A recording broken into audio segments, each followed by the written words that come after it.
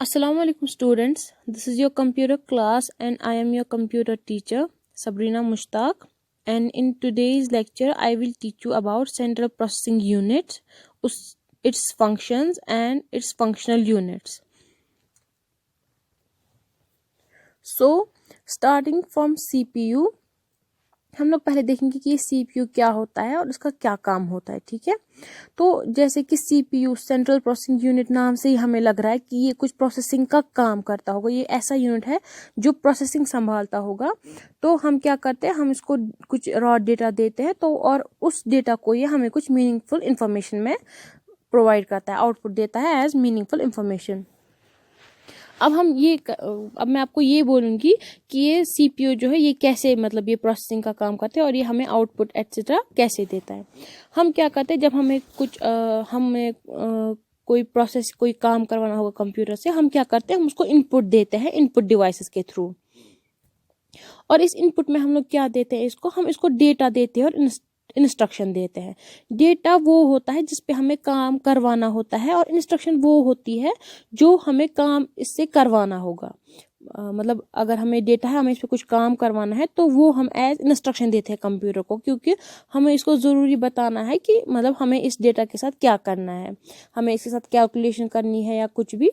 तो हम इसको डेटा देते हैं और इंस्ट्रक्शन देते हैं as input through input devices. ये फिर CPU क्या करता है, इंस्ट्रक्शन के हिसाब से उस डेटा पे कैलकुलेशन करता है या फिर कुछ डिसीजंस लेता है, और उसके बाद जब ये प्रोसेस हो जाता है उसी को हम प्रोसेस कहते हैं। और ये जब प्रोसेस हो जाता है तो फिर उसके बाद ये हमें कुछ रिजल्ट देता है, डिजायर्ड रिजल्ट देता है, आउटपुट देता है थ्रू आउटपुट डिवाइसेस। और इनपुट और आउटपुट के बीच में जो भी प्रोसेस हुआ जो भी हुआ उसको हम प्रोसेस कहते हैं, और वो जो है वो CPU करता है। और जैसे कि आपको पता ही होगा कि CPU को ब्रेन ऑफ द कंप्यूटर कहते हैं। इसको ब्रेन ऑफ द कंप्यूटर इसलिए कहते हैं क्योंकि ये पूरे कंप्यूटर सिस्टम के कोऑर्डिनेट संभालता है, मतलब उसकी एक्टिविटी संभालता है कि किसको क्या करना है, किस चीज़ को क्या करना है, कैसे करना है, क्या काम करना है, वो जो है वो यही CPU संभालता है। जैसे कि मैंने आपको मतलब एक और बात, जैसे कि मैंने आपको पहले भी बोला था, मतलब जो हमारी जूम मीटिंग हुई थी पहली बेसिक सिलेबस में, मैंने आपको तब भी बोला था कि मतलब ये कैसे करता है। जब हम इसको मतलब कोई भी डेटा देते हैं, मतलब कंप्यूटर को हम कोई भी डेटा देते हैं या प्रोग्राम देते हैं, तो जब तक हम इस पे काम कर रहे होते हैं तब तक ये स्टोर रहता है। ठीक है, तब तक ये स्टोर रहता है, जब तक ना हम इस पे कुछ काम करें या जब तक ना हमें कुछ डिजायर आउटपुट आए तब तक ये स्टोर रहता है कहीं पे। ये टेम्परेरी तब तक होता है स्टोर, लेकिन जब तक इस पे प्रोसेसिंग हो रही होती है, जब तक ये प्रोसेस हो रहा होता है ये डेटा हमारे इंस्ट्रक्शन के हिसाब से, तो तब तक क्या होता है, तब तक ये स्टोर होता है कहीं पे। तो जब ये फिर अगर हम इसको ऐसे ही रखेंगे तो उसके बाद अगर हम इसको सेव नहीं करेंगे तो हम वो डेटा लूज करेंगे। ठीक है, अब अगर हम उसको सेव करेंगे तो वो परमानेंटली हमारे कंप्यूटर में सेव हो जाएगा। प्रोसेसिंग फिर चाहे हम प्रोसेसिंग के बाद मतलब करें या प्रोसेसिंग से पहले। फॉर एग्जाम्पल मैंने आपको एज आई सेड, मैंने आपको जूम मीटिंग में भी कहा था, अगर हम इसको किसी दो नंबर्स को ऐड करने के लिए बोलेंगे तो जो ये दो नंबर्स होंगे ये डेटा होगा, और जो हम इसको इंस्ट्रक्शन देगी, जो ऐड हम उसको बोलेंगे करने के लिए, वो इंस्ट्रक्शन होगी। और जब तक ये इसको ऐड करेगा, फॉर एग्जांपल हम लोग कहीं पे इसको कैलकुलेटर में कर रहे हैं या कहीं पे मतलब किसी ऐप से कर रहे हैं इसको ऐड, या मतलब हम लोग कंप्यूटर को बोल रहे हैं कि इन दो नंबर्स को आप ऐड करिए, तो ये क्या करता है, जब तक ये इनको ऐड करता है तब तक ये रहता है स्टोर, टेम्परेरी रैम में रहता है स्टोर, जब तक ना हम इसको सेव करें। और जब हम इसको सेव करते हैं फिर ये सेकेंडरी मेमोरी में सेव हो जाता है। और हम लोग अपने कंप्यूटर्स में देखते हैं जो CPU जो होता है, हम लोग क्या देखते हैं, हम लोग देखते हैं CPU बहुत बड़ा होता है, लेकिन उसको CPU इसलिए कहते हैं क्योंकि मतलब वो पूरा होता है, उसको CPU इसलिए कहते हैं क्योंकि उसके अंदर एक चिप होती है, असल में वही होती है, जैसे कि आपको इस पिक्चर में भी दिख रहा होगा। जो ये है, ये होती है, ये एक चिप होती है, बहुत ही छोटी होती है, मतलब हम लोग इसको फिंगर पे भी ले सकते हैं, इतनी छोटी होती है, ये चिप होती है। इसको माइक्रो प्रोसेसर कहते हैं। मेनली इसी की वजह से उस पूरा जो होता है वो स्ट्रक्चर, उसको हम CPU कहते हैं, इस छोटी सी चीज़ की वजह से, क्योंकि यही होता है माइक्रो प्रोसेसर, यही संभालता है ये सारे काम।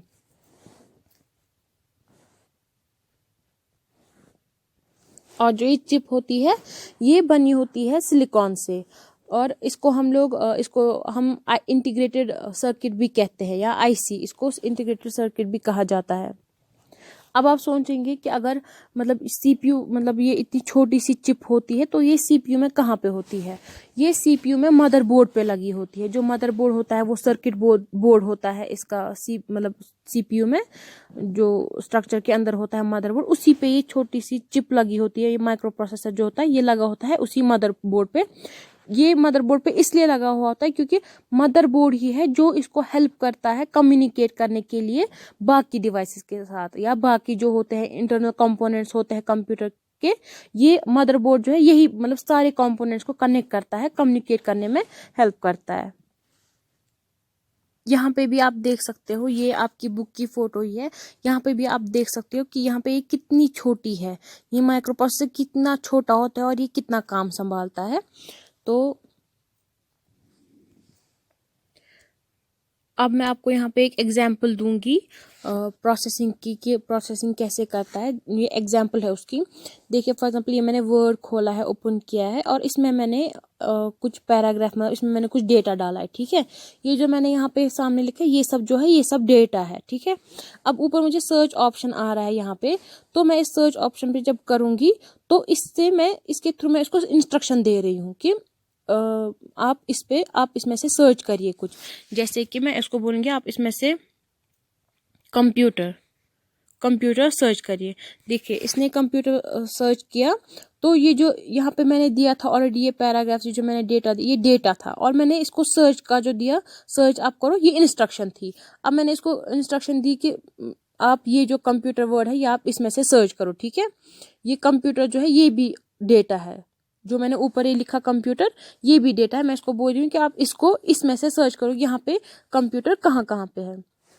तो सर्च यहाँ पे इंस्ट्रक्शन बनता है। तो अब फिर हमें आउटपुट में क्या मिल रहा है? हमें आउटपुट में ये हाईलाइटेड मिल रहे हैं, कंप्यूटर कहाँ कहाँ पे है ये हमें हाईलाइट हो रहा है, ये इसका आउटपुट है, ठीक है। अब जैसे कि मैंने अभी आपको बोला कि जब तक ये हो रहा होता है, मतलब जब तक हम लोग सेव नहीं करते तब तक भी ये स्टोर रहता है। मतलब जैसे मैंने अभी ये ओपन वर्ड फाइल ओपन की हुई है, तो अभी मैंने ये सेव नहीं की है। अब अगर मैं इसको इस टैब को ऐसे ही रिमूव कर दूं तो ये डिलीट हो जाएगा, ये मेरे फ़ोन में सेव नहीं होगा। अभी तक ये प्राइमरी मेमोरी में है। ये इसलिए है क्योंकि हम इस पर प्रोसेस कर रहे हैं, इसकी वजह से इसको रखा है, जो ये सिस्टम है इसको रखा है इसने प्राइमरी मेमोरी में, क्योंकि मुझे इस टाइम इसकी ज़रूरत है। अब अगर मैं ये टैब ऐसे ही रिमूव कर दूंगी तो मैं ये जो सारा डेटा है ये सब मैं लूज करूंगी। तो इसीलिए हम प्राइमरी मेमोरी को टेम्पररी मेमोरी भी कहते हैं। अब अगर मैं इसको सेव करूंगी तो ये मेरी सेकेंडरी मेमोरी में स्टोर हो जाएगा, और इसीलिए हम सेकेंडरी मेमोरी को परमानेंट मेमोरी कहते हैं, क्योंकि वहां से जब मैं इसको स्टोर करूंगी, एक बार सेव करूंगी, उसके बाद फिर मैं जितनी बार भी चाहूँ उसको मैं देख सकती हूँ। फिर चाहे मैं टैब रिमूव करूँ या फ़ोन स्विच ऑफ करूँ तो मैं जितनी बार चाहूँ उसको देख सकती हूँ, क्योंकि ये सेव किया होगा मैंने। और एक बात, कभी कभार हम क्या करते हैं, हम इनपुट में डेटा सेम हो सकता है और इंस्ट्रक्शन डिफरेंट, डेटा और इंस्ट्रक्शन सेम हो सकती है बार बार भी, लेकिन हम इसमें डेटा सेम और इंस्ट्रक्शन डिफरेंट भी दे सकते हैं, या इंस्ट्रक्शन सेम और डेटा डिफरेंट दे सकते हैं।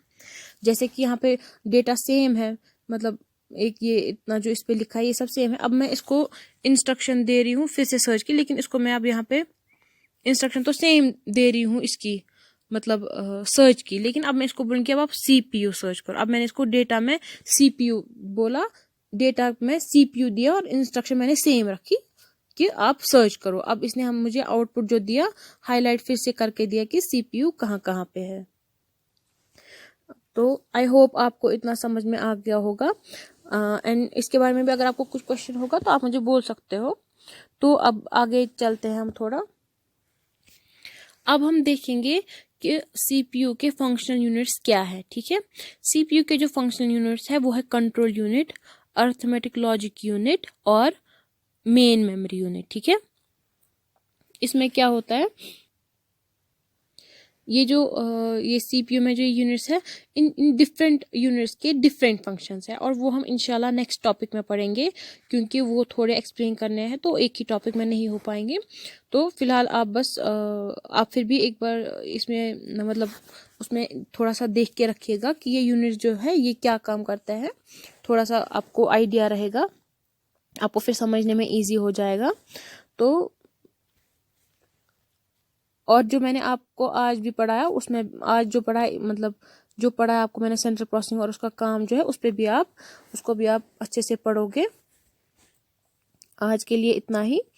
तो आज हमने पढ़ा CPU, उसके वर्किंग, वो कैसे काम करता है, और उसको ब्रेन ऑफ द कंप्यूटर क्यों कहते हैं, एंड इसका थोड़ा सा हमने ये भी पढ़ा कि मेमोरी के साथ इसका क्या काम होता है। एग्जांपल्स भी मैंने आपको दी, और मैंने आपको ये बोला कि इसके फंक्शनल यूनिट्स क्या होते हैं CPU के, that is control unit, arithmetic logic unit and main memory unit. बाकी हम नेक्स्ट टॉपिक में देखेंगे इंशाल्लाह। तो अल्लाह हाफिज़।